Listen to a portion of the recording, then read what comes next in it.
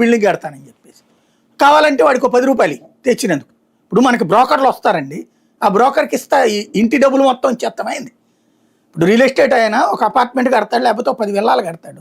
ఆయన మనం వెళ్ళి కొనుక్కుంటాం, మనకి మధ్యన కుదిర్చేది బ్రోకరు. బ్రోకర్కి 1% కమిషన్ ఇస్తాం, కానీ బ్రోకర్కి ఇంటి సంపాదన అంతా తెచ్చిచ్చేస్తామా?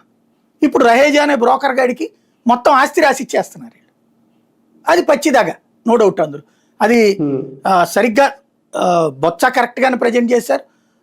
లోకేష్ చెప్తున్న దబాయిస్తున్నారు తప్పించి దాంట్లో నేను అనేది ఏంటంటే నువ్వు అమరావతిలో ఎందుకు తీసుకొచ్చుకోలేదు? పైగా పరిశ్రమలు రావడం ఇష్టం లేదా వైసీపీకి? ఇక ఈ ఉపన్యాసాలు చాలా చెప్పచ్చు మనం. దాంట్లో సమస్యల్లో ఏంటంటే పరిశ్రమలు రావడానికి ఇష్టం లేకపోతే అదానీ గాడు ఎట్టొచ్చాడు, అంబానీ గాడు ఎట్టొచ్చాడు, వాళ్ళందరూ ఇక్కడికి ఎందుకు వచ్చారు? భారతదేశ చరిత్రలో అంతమంది ప్రముఖ పారిశ్రామికవేత్తలు ఒకే వేదిక మీద ముఖ్యమంత్రి పక్కన కూర్చున్నటువంటిది నరేంద్ర మోడీ తర్వాత మళ్ళీ జగన్మోహన్ రెడ్డి దగ్గరే సాధ్యమైంది. విశాఖపట్నంలో అప్పుడు జరిగినటువంటి సదస్సు ఆ ఒప్పందాల్లో భాగమే కదా వీళ్ళు కొనసాగించుకొస్తుంది. ఏదో ఎందుకు ఈ పోచుకోలు కబుర్లు అంటే ఎట్లాగా సోషల్ మీడియా ప్రచారం చేసిన దాన్ని నిజమని నమ్మించేటటువంటి ప్రయత్నం అంత మించేం లేదు అక్కడ. సార్ నిజంగా 99 పైసలకే వైజాగ్లో భూమి ఇవ్వడం అంటే అది అంటే అలా ఇవ్వకపోతే కానీ రావా పరిశ్రమలు?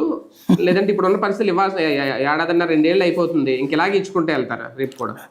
ఏం లేదు, బేసిక్గా ఇప్పుడు గూగులోడికి 99 పైసలకి అడిగాడు, లేకపోతే కనుక ఇన్ఫోసిస్ వాడికి ఏం రోగం, టీసీఎస్ వాడికి ఏం రోగం నాకు అర్థం కాలేదు. టీసీఎస్ ప్రపంచంలోనే టాప్ 1 ఆఫ్ ద ఇది ఉంటే వాడికి మనం డబ్బులు ఇచ్చి తీసుకోవడం ఏంది, ఫ్రీగా తీసుకోమని చెప్పడం ఏంది?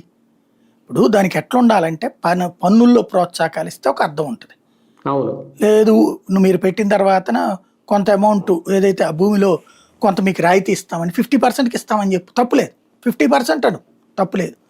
99 పైసలకి ఇస్తామనేటువంటిది మాత్రం పచ్చిదగా. ఇంకోటి రిజిస్ట్రేషన్ చేస్తామంట. అయితే ఇక్కడ మళ్ళీ ఒక చిన్న లాజిక్ జరిగింది. ఈ జడశ్రవణ్ ఎవరో పేరుతో పిటిషన్ వేశారు అక్కడ హైకోర్టు. దాంట్లో హైకోర్టు సీరియస్ అయ్యి వీళ్ళకి నోటీసులు ఇచ్చింది కదా.